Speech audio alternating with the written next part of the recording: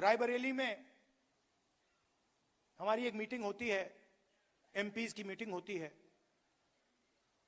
दिशा meeting, उसमें गया। गलती से मैंने कह दिया, भैया ये जो सब अफसर हैं अपना परिचय कर दीजिए।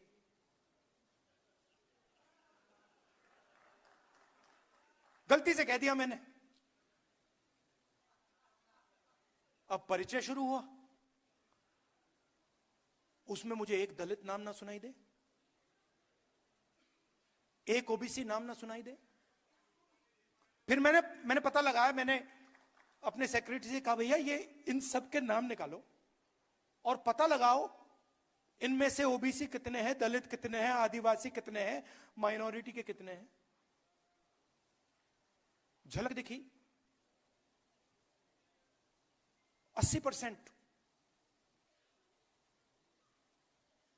एक दो कम्युनिटीज के, बाकी कोई नहीं।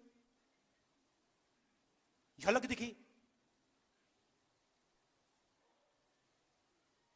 कभी कभी मैं गंगाराम अस्पताल चला जाता हूं, वहां पे दिखती है।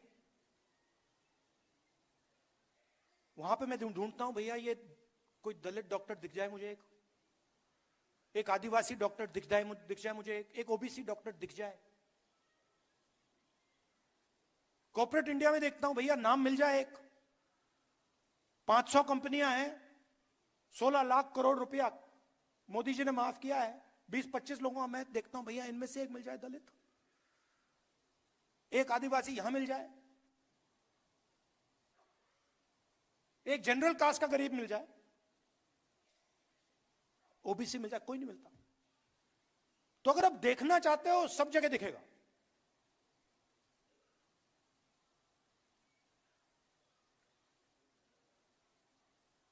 जुडिशरी में, हाई कोर्ट्स देख लीजिए,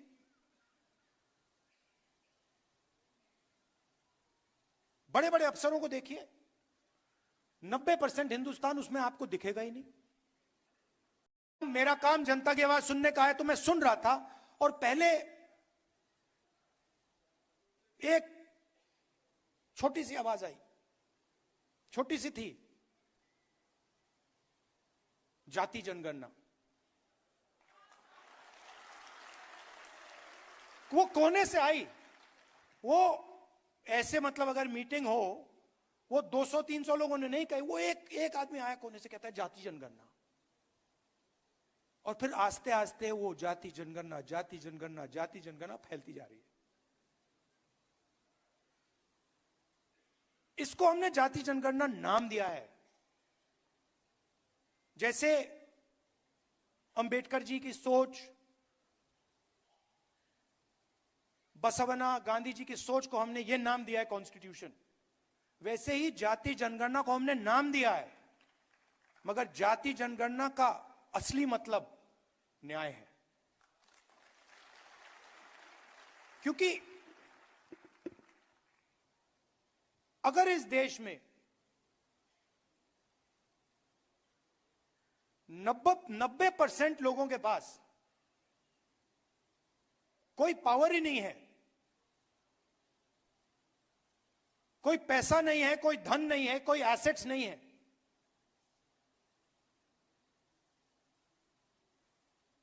तो उनका क्या मतलब है? आपने कहा, यह शब्द बहुत यूज होता है आजकल, समानता, सॉरी आदर, रिस्पेक्ट।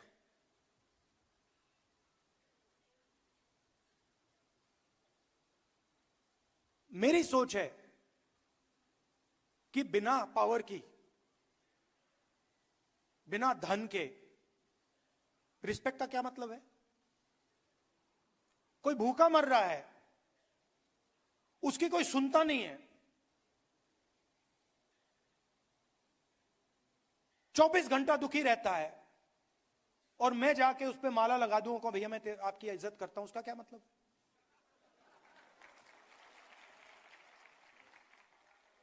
उससे अच्छा उसे शक्ति दो,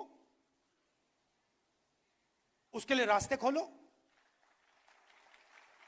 उसको थोड़ा सा धन दिलवाओ, उसको थोड़ी पावर दो, और फिर आपकी रिस्पेक्ट की जरूरत ही नहीं पड़ेगी। फिर वो अपने आप रिस्पेक्ट ले जाएगा, है ना। हिंदुस्तान ने जब अंबेडकर जी से कहा कि अंबेडकर जी आप इस संविधान को बनाइए, कोऑर्डिनेट कीजिए, तो देश उनसे कह रहा था कि हम चाहते हैं कि इस संविधान में जो इस देश में करोड़ों दलित हैं, जो उनका दर्द है, जो रोज उनको सहना पड़ता है,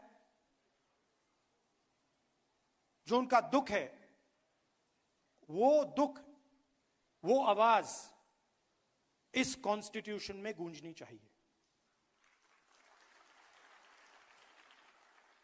और वो काम अंबेडकर जी ने किया। अब लोग कहते हैं कि अंबेडकर जी ने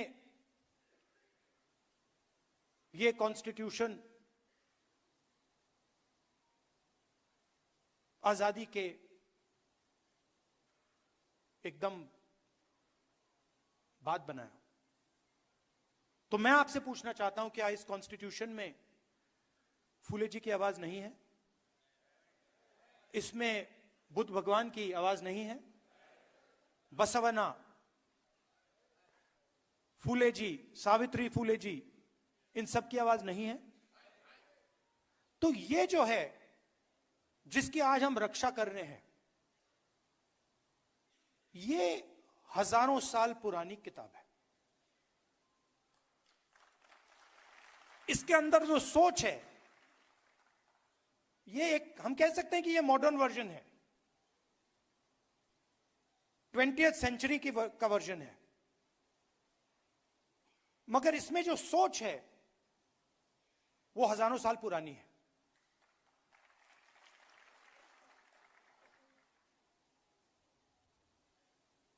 जो इसमें कहा जा रहा है वही बुद्ध भगवान ने कहा, वही अशोक ने कहा, वही इन सब महापुरुषों ने कहा, वही अंबेडकर जी ने कहा, वही गांधी जी ने कहा। और इसके पीछे हिंदुस्तान का एक विजन है। यह सिर्फ एक किताब नहीं है, यह एक जीने का तरीका है, मरने का तरीका है, कि अगर हम जिएंगे, देश में जिएंगे, तो एक दूसरे का आदर करेंगे, रिस्पेक्ट करेंगे, और जितनी जगह हम चाहते हैं उतनी ही जगह हम दूसरे को देने के लिए तैयार होंगे। इसमें कहीं नहीं लिखा कि एक व्यक्ति हिंदुस्तान की पूरा धन, हिंदुस्तान की पूरी शक्ति, हिंदुस्तान का भविष्य छीन सकता है। इसमें लिखा है कि समानता होनी चाहिए, वन मैन वन वोट होना चाहिए, सबका आदर होना चाहिए, हर धर्म का आदर होना चाहिए, हर जात का, हर प्रदेश का, हर भाषा का आदर होना चाहिए। तो जब आरएसएस के लोग, बीजेपी के लोग इस पर आक्रमण करते हैं, तो सिर्फ इस किताब पर नहीं कर रहे हैं आक्रमण, वो हिंदुस्तान की आवाज पर आक्रमण कर रहे हैं।